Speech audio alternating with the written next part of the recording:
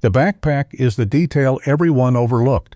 When the FBI released that doorbell camera footage, the masked figure approaching Nancy Guthrie's front entrance at 1:47 in the morning, the world focused on the mask, on the gloves, on the slow, deliberate way this person moved, like someone who had rehearsed, like someone who had already stood on that porch before and memorized every inch of it. But the backpack? The backpack barely made the headlines. It should have, because that backpack, the one this person wore into the Arizona desert night as they approached the home of an 84-year-old woman who was asleep and alone and had no idea what was coming, that backpack tells you everything. It tells you what they knew going in, what they planned to do while they were there, what they needed to carry out when they left. Here is what investigators and the people who have been doing the hard work on this case believe. That backpack was not full of rope. It was not packed with improvised tools from someone who made a desperate, unplanned decision. That backpack was full of cameras, Nancy's cameras. Cameras this person already knew were there. Cameras they had already located, already mapped, already decided must be removed before anyone could see what happened inside that house on February 1st. Which means one thing, and only one thing. This person had been inside that home before, not as a stranger, not as a burglar who cased the outside, inside, welcomed inside, trusted inside. Inside the way you are when someone opens the door for you and shows you around and offers you something to drink, and you stand in the hallway and make note of exactly where the cameras are mounted. This isn't speculation. This is the architecture of a crime that was not improvised. This is the blueprint of a person who understood Nancy Guthrie's home the way only an insider could. The person who took Nancy Guthrie knew the layout, knew the camera positions, knew the security setup, knew the routines, knew the vulnerabilities. They knew too much. Before we go any further, drop a comment and tell me where you're watching from. This case has reached people on every continent, and Nancy's family deserves to know how many eyes are still on this.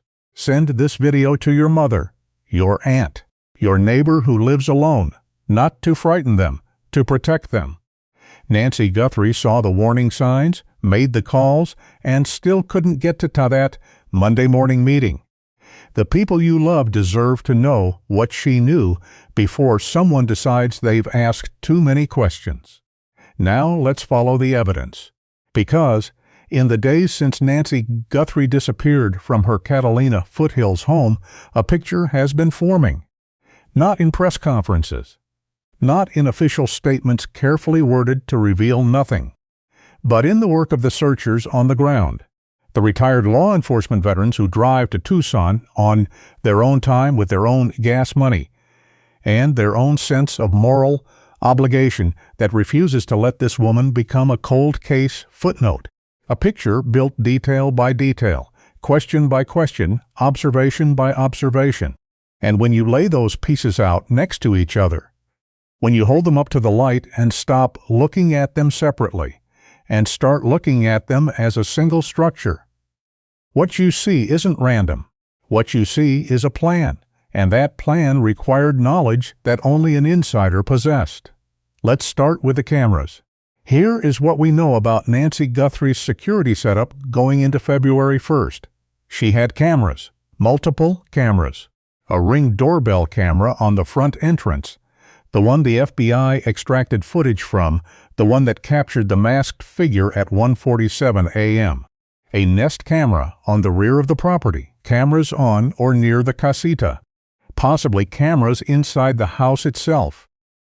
A question that has never been definitively answered publicly, but a question of answer is almost certainly yes. A network of eyes protecting a property that a woman living alone in her 80s depended on to feel safe in the home she had occupied for 52 years. And here is what the evidence tells us happened to those cameras. They were removed, not smashed, not broken and left in pieces on the floor, removed, taken, put somewhere they could no longer transmit, no longer record, no longer preserve whatever happened inside those walls. Think carefully about what that requires. You do not take cameras you do not know about. You do not reach into a dark house at 2 in the morning and dismantle a security system you have never examined. You do not know which cameras have paid cloud subscriptions actively backing up footage and which are only generating motion alerts without storing video, unless you have already checked, unless you have already been there, unless you have already stood in the entryway and the hallway and the backyard and cataloged it all during a prior visit, at a reasonable hour, in the presence of someone who trusted you enough to let you in. The FBI confirmed this. The doorbell camera footage showed evidence of at least 2 separate visits. One was reconnaissance, one was execution.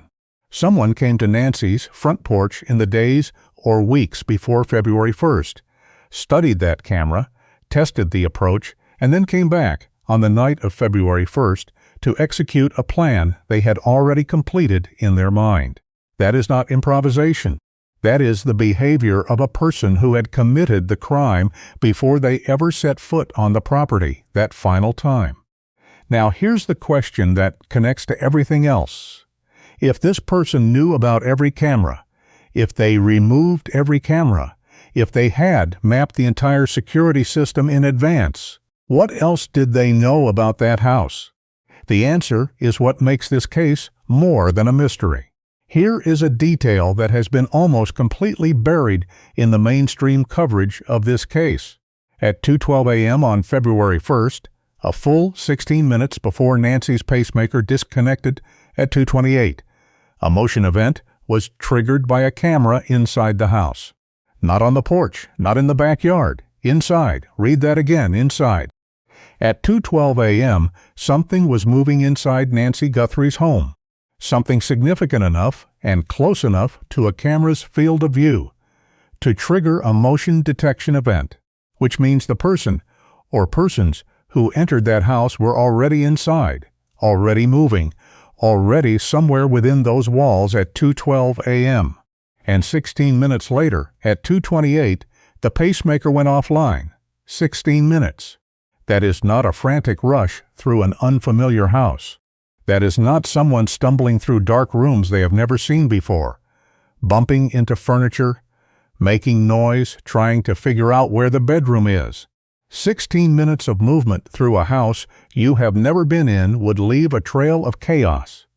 A knocked-over lamp, a chair scraped across tile, something loud enough to wake someone sleeping in a room 30 feet away. Nancy's pacemaker did not disconnect the moment the door opened. It disconnected 16 minutes after someone was already inside. That 16 minutes tells you who this person is. It tells you they knew exactly where to go, knew the layout, knew the bedroom. Moved through the darkness of that house the way a person moves through a home they have been in many times, with confidence, without hesitation, without the giveaway sounds of someone lost in the dark. Now ask yourself how they got in. The front door camera was disabled.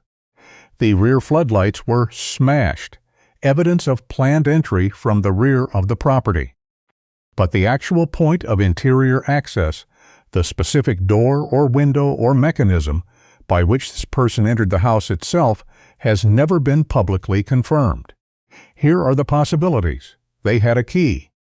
They knew Nancy left a specific door unlocked, a habit built over 52 years in a neighborhood where she knew every face and felt no reason to fear the dark. They had visited the day before and quietly manipulated a lock that Nancy would never have thought to check. Any one of those answers requires the same prerequisite. They had been there before. They knew the property. They knew how Nancy operated in her own home. They had watched. They had learned. They had been trusted with access that they then weaponized. That is not a stranger. That is someone who used their welcome as a weapon. Now let's talk about December. Nancy Guthrie's dog died in December 2025. The explanation given to family and friends was natural causes, cancer. The dog was old, The illness was known, the loss was expected and sad but not suspicious. But here is what that dog represented, beyond the grief of losing a companion. That dog was a warning system. Any dog, regardless of age, regardless of breed, regardless of whether it would have done anything more than bark, is an alarm. A dog registers the presence of an unfamiliar person entering a sleeping house the way no camera and no pacemaker monitor can. A dog at 2:12 a.m. when a figure moves through the hallway toward an elderly woman's bedroom does not stay quiet. It wakes up. It barks. It causes the kind of commotion that wakes neighbors, that makes people reach for their phones, that changes the entire operational picture for someone who needs 41 undetected minutes inside a residential property. Without the dog, Nancy was silent, completely alone. The only barrier between a sleeping woman and whoever came through her door was the darkness itself. Retired investigators who have studied this case have noted the timing. The dog died in December. The abduction occurred February 1st, 6 weeks. And here is what those investigators have raised, carefully and without certainty, as a possibility worth examining.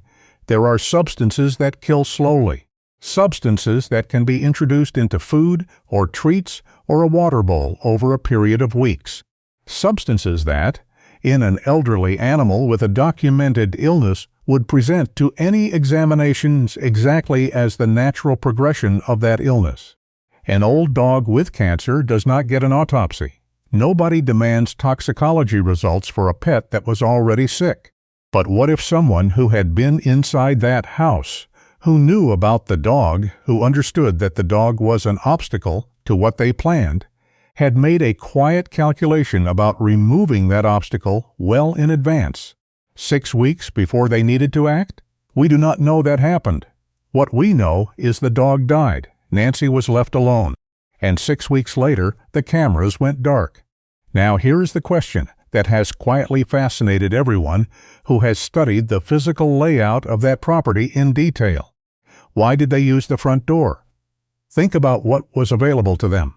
Nancy's home has an attached garage, a garage with direct interior access, the same entryway that Tommaso Cioni walked Nancy through at 9:50 p.m. on January 31st, the documented moment anyone confirmed she was alive inside her home.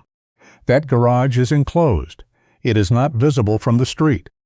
You can load a person into a vehicle inside a garage, and the entire operation is invisible. No one on the sidewalk sees you. No neighbors catch a glimpse of movement. No one driving past at 2:30 in the morning sees anything to report.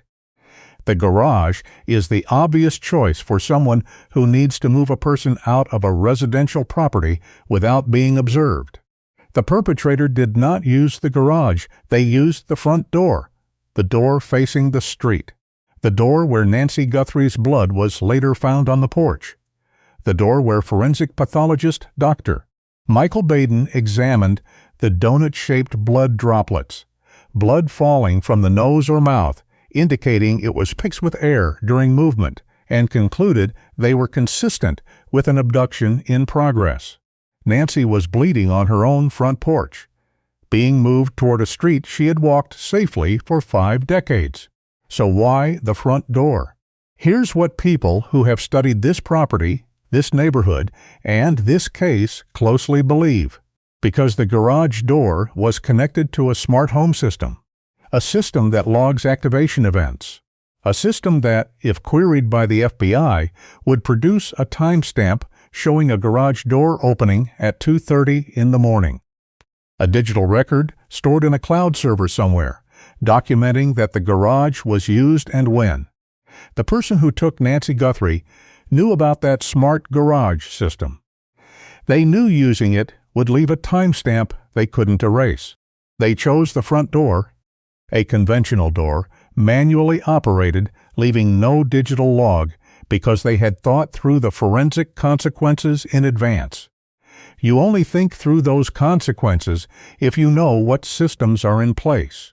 You only know what systems are in place if you have been inside that house and seen them. Heard about them. Been told about them by someone who lives there. Not confused, not improvising, prepared, forensically aware, thinking 3 steps ahead on a night when most people in that neighborhood were asleep. Let's talk about the pajamas. The FBI has stated, in briefings and in communications with the family, that they know the specific pajamas Nancy Guthrie was wearing when she was taken. Not just that she was dressed for sleep, the specific garment, the specific pattern or color or design, they know. There is only one way to know that: footage. Camera footage that the public has not been shown.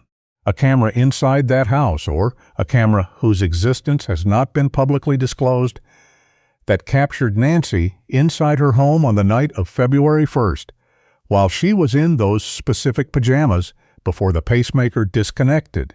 Footage the FBI has seen. Footage they are protecting. Footage they are holding for a reason. Here is what that tells you. The FBI has more than they have shown. They have visual evidence of what occurred inside that house. Evidence that goes beyond the 1:47 a.m. doorbell clip that has been replayed on every news broadcast in America.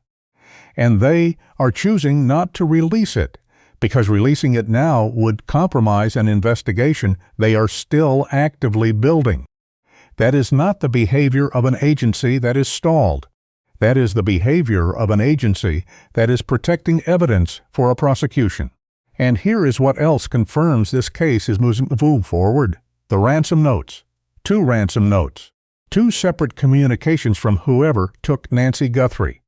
And here is what makes the first one credible in a way that ends all debate.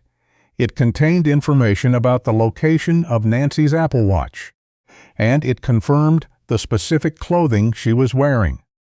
You do not know what an 84-year-old woman is wearing at 2 in the morning unless you were standing in her bedroom while she was wearing it. You do not know where she set down her Apple Watch when she went to sleep unless you were in that room. The person who wrote the first ransom note had first-hand knowledge of what happened inside that house on February 1st. Either they were there or they received a direct account from someone who was. And here is the detail about the timing that matters more than people realize.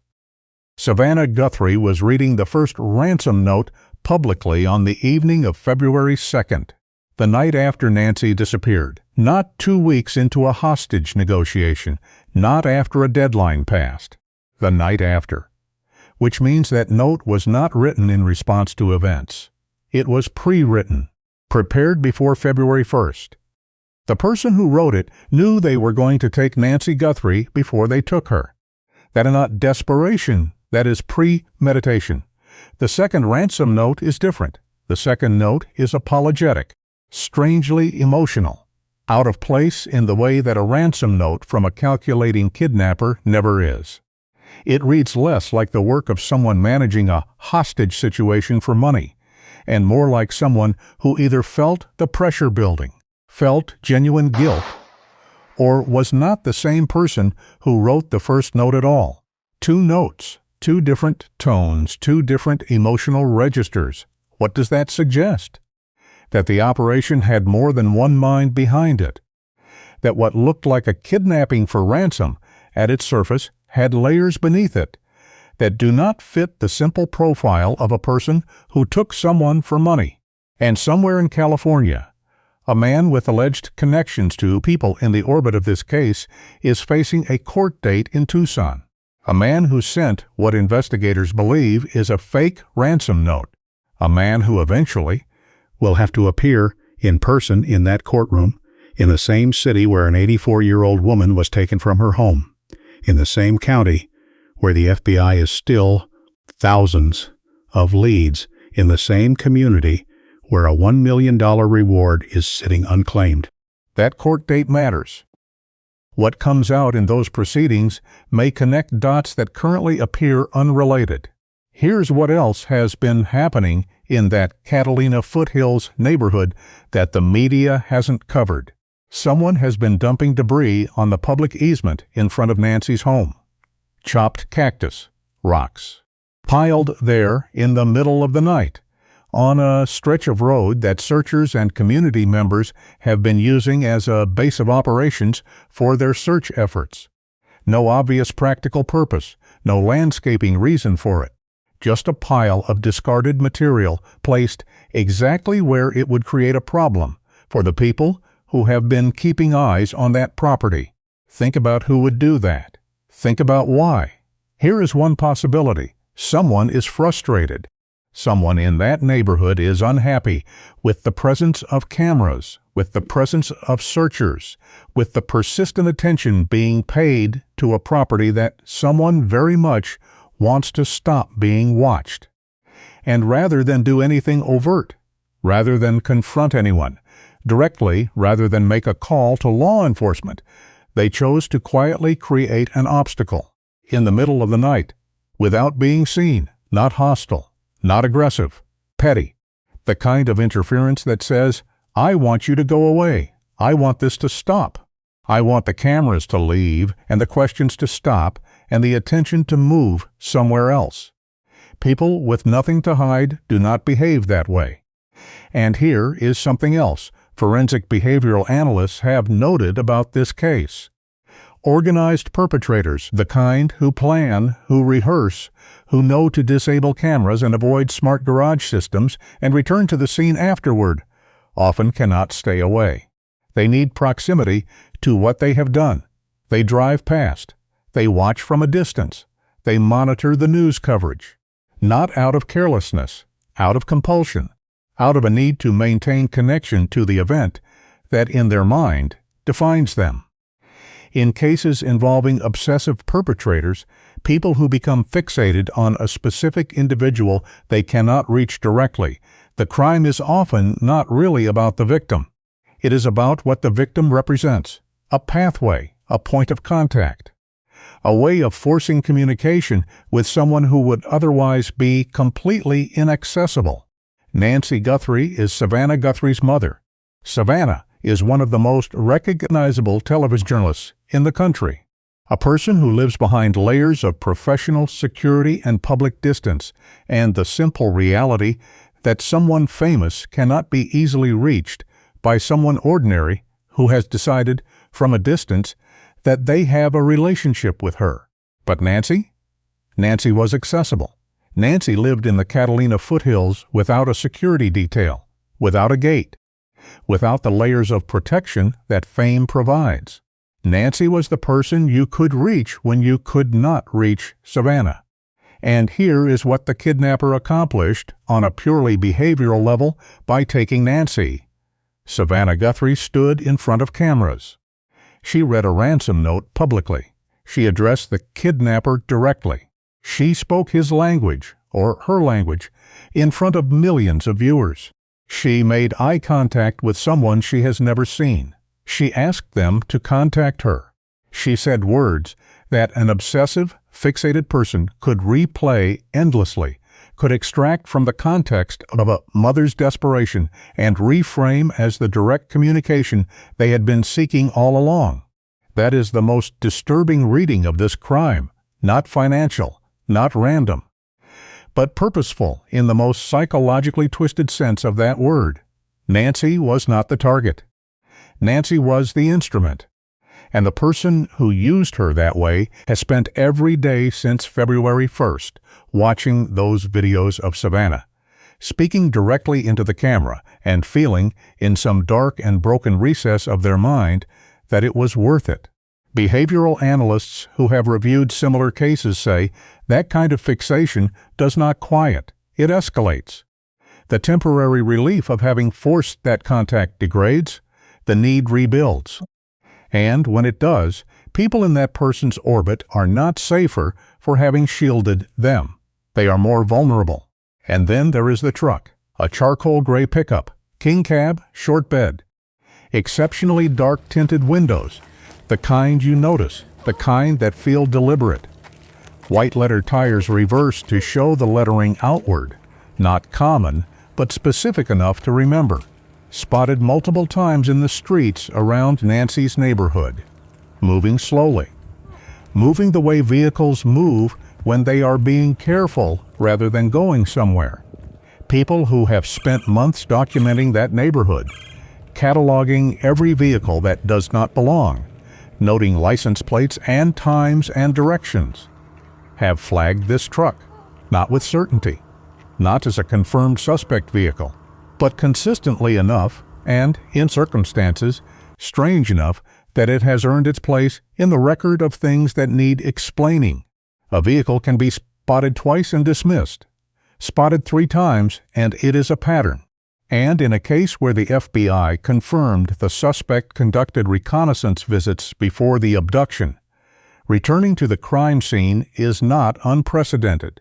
It is, in fact, documented behavior in cases involving obsessive perpetrators who need to maintain connection to what they have done. Someone is still driving past that house. Someone still wants to see it.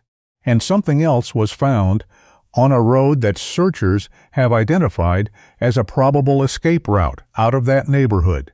A plate reader, not a standard traffic monitoring device.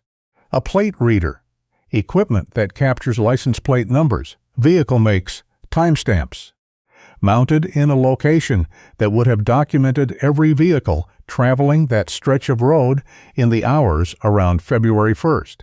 Who put it there? FBI conducting surveillance on an identified route?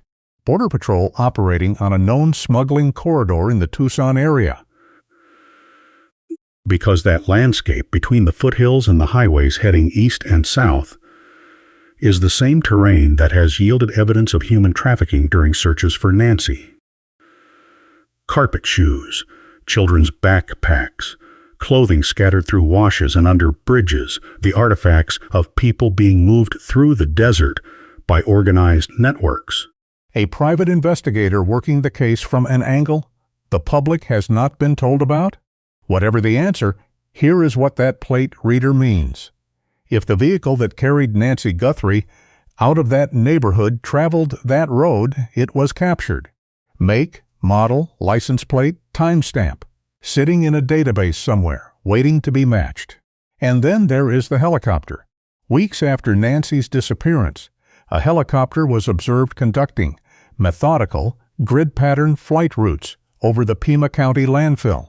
Not a media flyover, not a survey flight. Grid patterns, the specific, repetitive, back-and-forth flight path that indicates someone is sweeping a defined area looking for something they believe is there. People who have worked county landfills know this. Topographical surveys use GPS crews on foot. They do not use helicopters flying grids. So what was that helicopter doing? Here is the theory that makes the most sense given everything we know. They were looking for the pacemaker signal. A cardiac pacemaker, even disconnected from the body that powered it, generates a specific electromagnetic signature. Forensic search equipment technology used by specialized evidence recovery teams can theoretically detect that signal through a layer of earth. If Nancy's remains were disposed of at or near that landfill, and if law enforcement had reason to believe it, a helicopter sweep with detection equipment would be conducted exactly as what was observed. Quietly, without announcement, without press presence, without a press release, explaining what the flight was for. Did they find something? Nobody is saying, and the silence after that flight is its own answer. Either they found nothing and moved on, or they found something and said nothing, because the investigation is still active and controlled and being protected for the prosecution that is coming. Here is what we know about where this investigation stands today. Here is what the FBI has. Doorbell camera footage showing a masked male approaching Nancy's front entrance at 1:47 a.m. 2 separate DNA profiles, 2 different males, neither in CODIS, one from inside the home, one from a glove recovered 2 miles away. Cell tower records mapping every phone that pinged the towers surrounding the Catalina foothills on the night of January 31st into February 1st. A motion event logged at 2:12 a.m. from a camera inside the house. A pacemaker disconnect recorded at 2:28 a.m. Nancy's blood on the front porch forensically consistent with an abduction in progress. A voicemail from 7:40 p.m. on January 31st containing 3 phrases that survived audio compression. Important change, not comfortable, tomorrow. A first ransom note containing insider knowledge of the Apple Watch location and the specific clothing Nancy was wearing. Purchase records for the Ozark Trail backpack the suspect was carrying. And a scheduled attorney's appointment at 10:00 a.m. on February 3rd that Nancy Guthrie made every effort to reach and never did. That is not a cold case. That is a case with more confirmed forensic evidence than most kidnappings generate. A case with a timeline measured in minutes, not approximations. A case with DNA waiting on a genealogy algorithm that has already closed cases the country thought would never be solved. The FBI moved the Nancy Guthrie case from the Tucson Satellite Field Office to the main Phoenix Field Office. Administrative decisions like that do not happen for convenience. They happen when a case requires more personnel, more resources, more specialized assets than a satellite office can provide. Moving to Phoenix is a signal. It is the sound of an investigation that is not stalling. It is scaling up. 2 DNA profiles, 2 separate males, neither in Cody's, 1 recovered from inside Nancy's home. 1 recovered from a glove found 2 miles from the property. And here is the reality that most viewers of this case do not fully understand about investigative genetic genealogy. It takes time. Not days, not weeks. 9 to 12 months in a case with clean but unidentified profiles is not unusual. The Golden State Killer required years of groundwork before the breakthrough materialized. Brian Koberger was identified through genealogy from DNA that had never been submitted anywhere. The technique works on people who have never submitted their own DNA to any database. All that is required is 1 distant relative, 1 second cousin on Ancestry, 1 third cousin on 23andMe, 1 family member who submitted a sample years ago without thinking about who it might ultimately connect to. The relatives of the 2 men who left DNA at that crime scene are almost certainly in those databases. The algorithm is building family trees. The branches are narrowing. And when they arrive at a name, and they will arrive at a name, the rest collapses in hours. Here is what a retired investigator with federal experience said plainly, not for headlines, but as someone who has worked inside these systems for decades. The suspect's name is already in the FBI's files. Not confirmed, not arrested, but written down, already known. Already on the list of people who had access to Nancy Guthrie's life in the months before she disappeared. People who worked on the property, contractors, visitors, anyone who spent time inside that house and learned, intentionally or incidentally, where the cameras were and how the garage door worked and what Nancy's routines looked like from the inside. The list of people who possess that knowledge is not long. It is narrow. Every name on it has already been run. Every background has already been pulled. Every cell phone has already been mapped against the tower data for January 31st and February 1st. And now the most uncomfortable truth that this investigation has produced. Someone who knows the person who did this. Someone close to them, someone in their family, someone who lives with them, or grew up with them, or has seen them in the weeks since February 1st, has already recognized something. Maybe it was watching the footage. Maybe it was the specific way the masked figure moved. The walk, the posture, the way the backpack sat on a pair of shoulders they have watched move through the world since childhood. Maybe it was something said in passing, something that should not have been known, something that landed wrong and never quite left.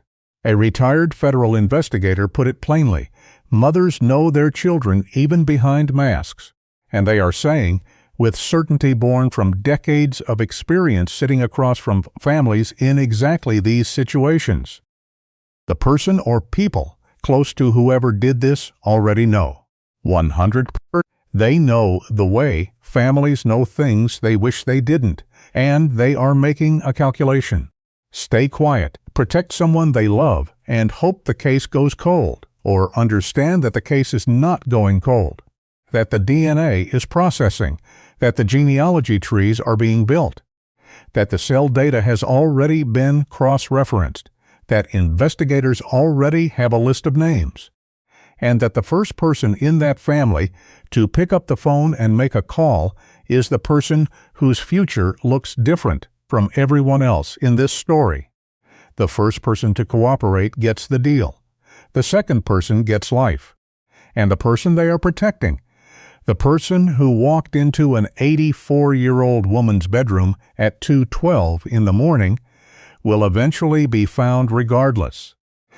The only question is whether the people protecting them are standing next to him in the dock when that happens. There is one more thing that needs to be said. This neighborhood, the washes, the culverts, the underpasses, the desert scrubland between the foothills and the highways heading south, is not empty at night. It is inhabited by people who move through it quietly, who know its rhythms, who notice vehicles that don't belong, who hear sounds that come from places cars should not be at 2 in the morning. People who are overlooked. People who are underestimated. People who are not asked, as a matter of routine, what they have seen. Homeless communities living in the tunnels and washes less than a quarter mile from Nancy's home were not systematically interviewed in the immediate aftermath of her disappearance. People who were camped along Orange Grove, along the washes near the high school, in the culverts that connect the foothills to the rest of Tucson. People who are awake at 2 a.m. because nighttime is when they move, when they look, when they pay attention to every vehicle that might mean a threat, were not treated as the potential witnesses they are. A person walking down a wash near Camino Real at 2:30 in the morning might remember a vehicle moving with its lights off, might remember a sound that didn't belong, might remember something they dismissed at the time because they had no reason to connect it to anything until they heard about what happened to Nancy. They are still out there. The camps move, but the people cycle through. And a cheeseburger and a genuine conversation. Not a police interrogation, not a clipboard and a badge, but one human being sitting with another human being and asking, "What did you see?" That conversation could produce the one detail that reorders everything.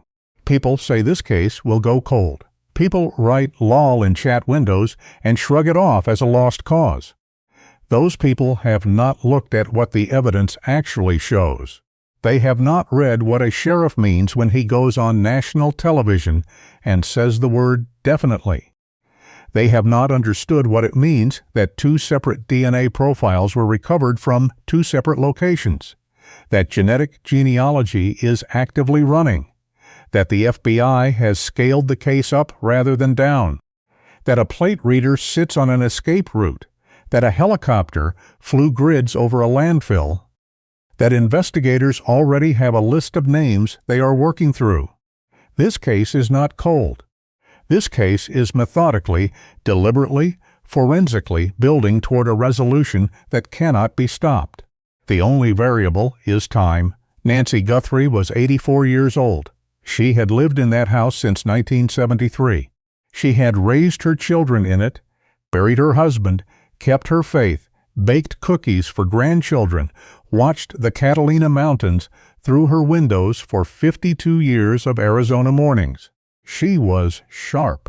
She was brave enough to call her lawyer on a Friday evening and leave a voicemail that said, "I know something is wrong, and I am not going to be silent about it." She was a woman who noticed when things didn't add up, who went through her financial statements with the careful attention of someone who had balanced her own books for decades, who saw something, understood what she was seeing, and decided to act. She deserved to walk through her attorney's door on February 3rd. She deserved to take her power back. She deserved to spend whatever years remained ahead of her in the home she loved, with the family she loved, with the ordinary grace of a life that was entirely, completely hers. She did not get that, because someone calculated that her knowledge, and her determination to act on it, was too dangerous to allow. But here is what that person miscalculated. Nancy Guthrie's courage didn't end when she was silenced. It transferred. To the searchers walking desert washes in 100-degree heat on their own time. To the retired investigators who drive back to Tucson with their own money and their own grief and their own refusal to look away. To the community of people who document vehicles and note timestamps and share drone footage and ask the questions that no press conference has answered. To the people who refuse to let this woman's name become a file number in a cold case archive. The DNA is being processed. The family trees are being built. The plate reader has captured what it captured. The helicopter flew where it flew. The suspicious truck has been photographed.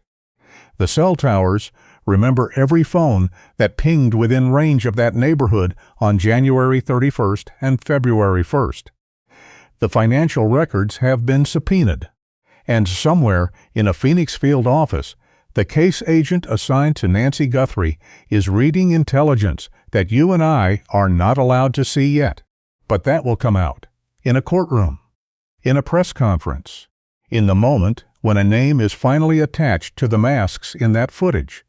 That moment is coming. If you know anything at all about the disappearance of Nancy Guthrie, please call the FBI tip line 1-800-CALL-FBI.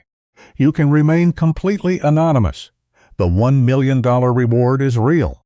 And the first person to make that call is the person whose future looks different from everyone else connected to this crime.